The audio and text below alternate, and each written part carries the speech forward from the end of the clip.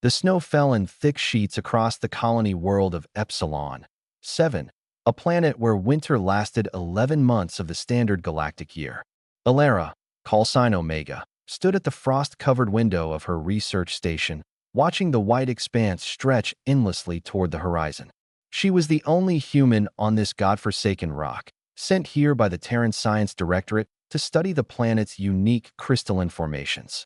Loneliness had become her companion, along with the howling wind that never seemed to rest. The scratching sound came first, soft, insistent, almost desperate. Alara turned from her data screens, frowning. The station's external sensors hadn't detected any movement, which meant whatever was out there was either very small or very good at avoiding detection. She walked to the reinforced entrance hatch, checking the external camera feed. Her breath caught .5 creatures huddled against her door, their bodies covered in a thin layer of ice and snow. They weren't cats, not exactly, but the resemblance was uncanny. Feline faces with large, luminous eyes that reflected the station's exterior lights. Sleek bodies, slightly larger than Earth cats, with fur that shimmered even beneath the frost. Their ears were pointed, almost crystalline in appearance, and they moved with a grace that seemed impossible given how frozen they appeared. One of them looked directly into the camera, and Alara could have sworn it was pleading. "This is insane," she muttered to herself. Every protocol screamed at her not to open that door. Unknown xenofauna, potential contamination, possible hostility. But those eyes, the scratching came again. Weaker this time. Alara's hand moved to the door controls before her rational mind could stop her. "I'm going to regret this," she whispered, initiating the decontamination airlock sequence. The outer door hissed open. The 5 creatures tumbled inside as one mass of freezing fur and desperation.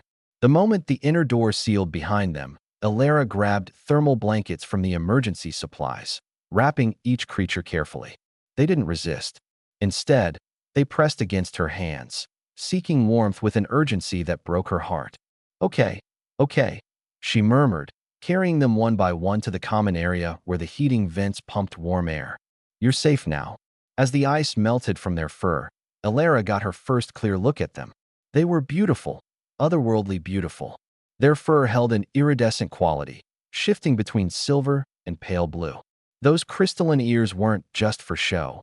They actually appeared to be partially composed of the same mineral formations she'd been studying.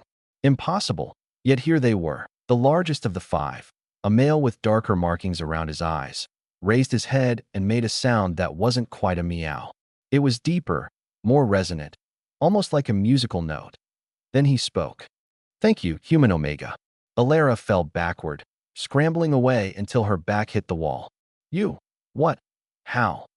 The creature's eyes widened, and he lowered his head in what appeared to be an apologetic gesture. "Forgive the intrusion into your mind speech. I am Skarn, navigator of the Frozen 5. We did not mean to frighten you." Mind speech. Alara's scientific training was warring with her shock. "You're telepathic?"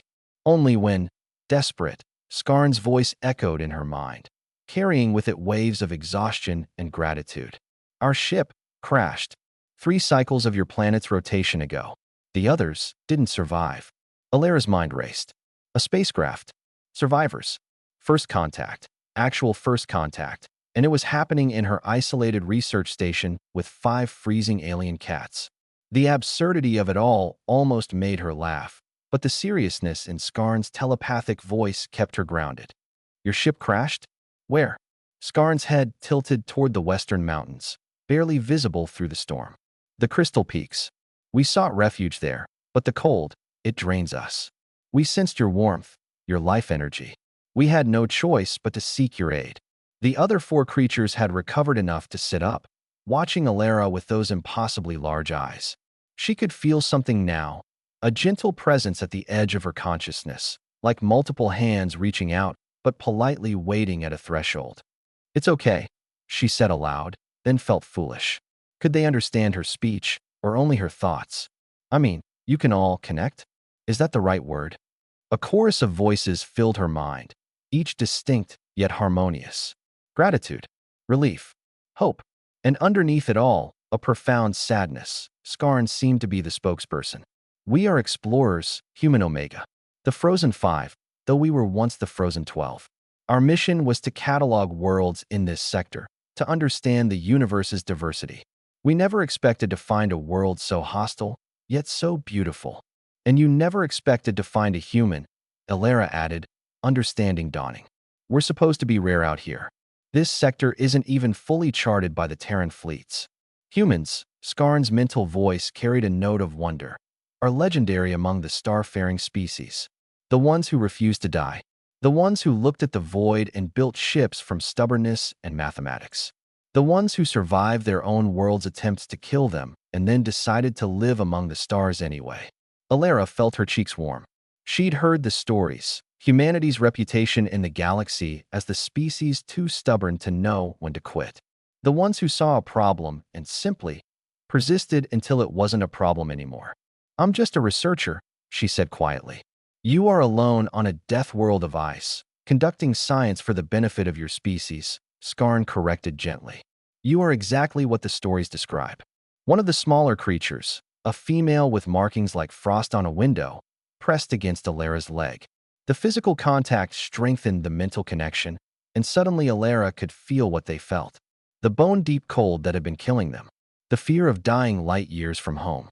The desperate hope that had driven them to seek out the only source of warmth they could sense. And now, the overwhelming relief of safety. Your ship, Elara said, her mind already working through possibilities. Can it be repaired? Skarn's ears drooped. The damage is extensive.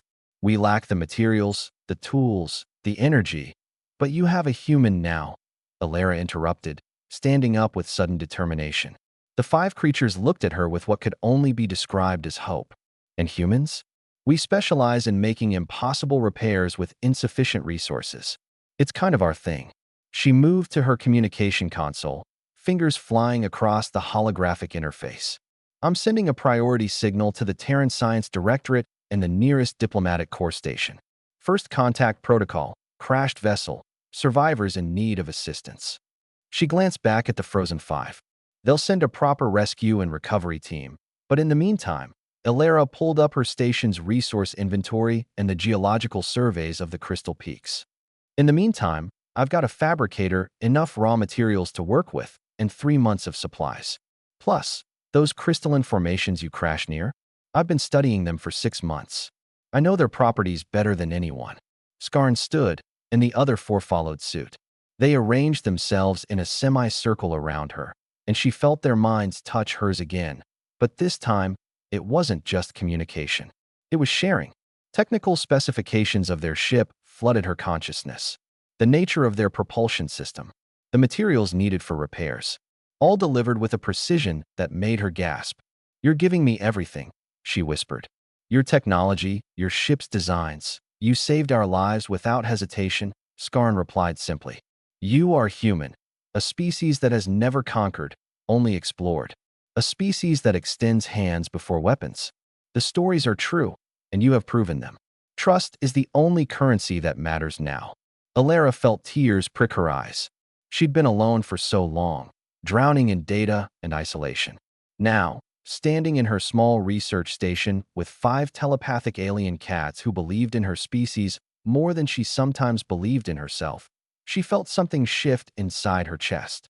All right, she said, wiping her eyes and calling up her engineering subroutines. Let's see about getting you home. Fair warning though, human engineering is about 70% improvisation, 20% stubbornness, and 10% hoping the math works out. The Frozen Five made that musical sound again, and Elara realized they were laughing. That, Skarn said warmly, sounds perfectly human. Outside, the snow continued to fall on Epsilon 7's endless winter. But inside the research station, surrounded by 5 remarkable beings who had chosen to trust her, Elara felt warmer than she had in months. She pulled up the repair calculations, her mind already racing with possibilities. Humans, she thought with a smile, really were too stubborn to know when something was impossible, and she wouldn't have it any other way.